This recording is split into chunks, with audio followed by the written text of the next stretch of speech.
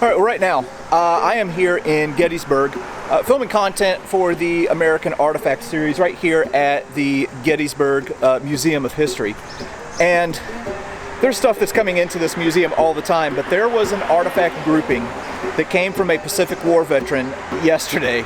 I was here whenever it got here. And the story behind these artifacts is one of the craziest that I have ever seen or heard. So anyway, we're going to take a look at one of the things that just arrived here at the museum.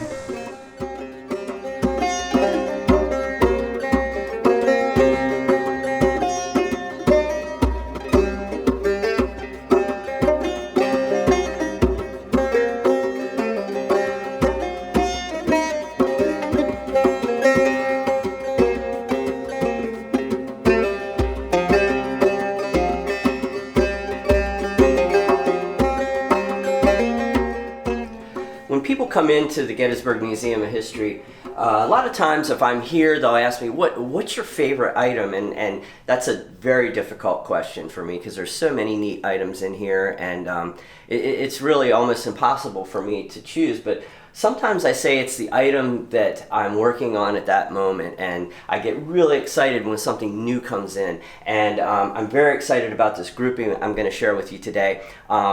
Because it literally came in yesterday. I mean, this is brand new. I've known about it for a long time. I know who had it. It was found by a gunsmith here in town. He had bought this veteran's hunting rifles, and there was these military items with them as well. And it's just such a neat story, and the guy's local, which I like. But we collectors have a unwritten rule or like a bit of advice that we sometimes say, and it's usually pretty true, and that is buy the item, not the story. But this is an instance where we bought the story along with the items because it is a great story. So this is a grouping that was taken from a Japanese officer on the island of Okinawa, and I'm going to read the letter because it's so new. I'm just learning more about it now. But the letter from the son of the veteran says, "My father was Clarence M. Rummel, but everyone called him Bucky. He was born on October 27, 1923 in New Florence, Pennsylvania. And he passed away on July 10, 2006 in Seward, Pennsylvania. My father served in the United States Army." He puts the serial number down. During World War II, he was part of the Pacific Theater. Specifically, he was in the invasion of the island of Okinawa. He told me many times, as was told to me many times by my father, they entered a dark cave looking for enemy soldiers, and he heard a loud click from the darkness. A Japanese officer had tried to shoot my father with a Nambu pistol. The pistol misfired, and my father didn't waste a second and fired back, killing the officer, as was common practice. My father liberated the officer's belongings as souvenirs. The items taken, including a Japanese officer's sword, a scabbard, a leather tassel, a Japanese Nambu Type 14 pistol, 2 Japanese flags, one measuring 33 by 28, the other 13 by 5 by 11 with Japanese writing on it that translates to, now we haven't verified this, but he says it says, "Believe we must win." That's this, so I haven't checked that yet. A handheld Japanese folding fan, a Japanese,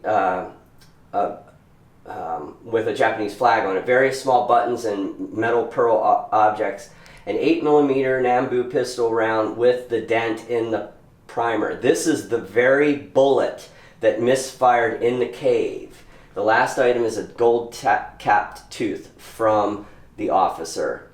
So that's pretty wild. I mean, and it is just a story, but the fact that there was one bullet saved, I think that's pretty neat. And if you can see here, there is a dent in the primer right here in this bullet.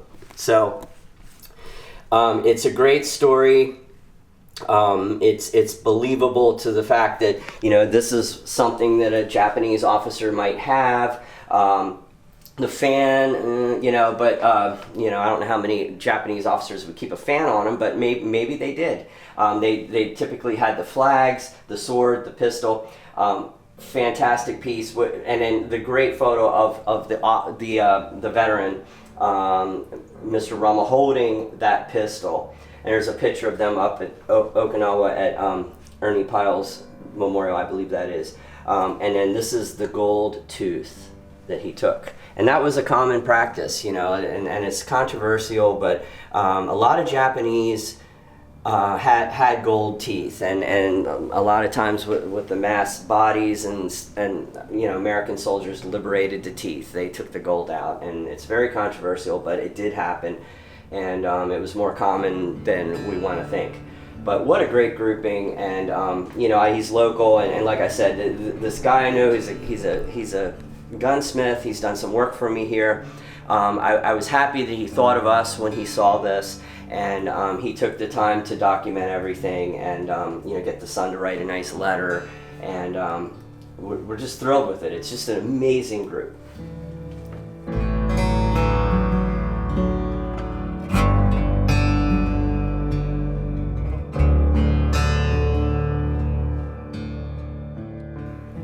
Now, the Japanese Nambu pistol is something that we haven't really looked at or focused on much in the American Artifact series, so I wanted to show a few things with this firearm. So you can see back here that there are some markings, and this tells us a little bit about this particular firearm. So if you see this mark right here, it's 4 circles. What that is supposed to be is 4 cannonballs, and you're looking at it as if from a top-down view, 4 cannonballs that are stacked on top of each other.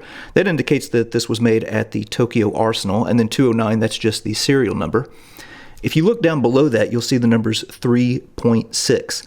That indicates that this pistol was made in the 6th month of the 3rd year of the reign of Emperor Hirohito. And then if we turn this around, well, we have a few more markings back here. Right here in particular is the safety mechanism. Forward is fire, and the rear-facing one is the safety. In Japanese, it translates to ka and on. On is safety, and it literally translates to peaceful. And then, of course, here we have that bullet with the dented primer. Just an absolutely incredible story from this veteran. Something else.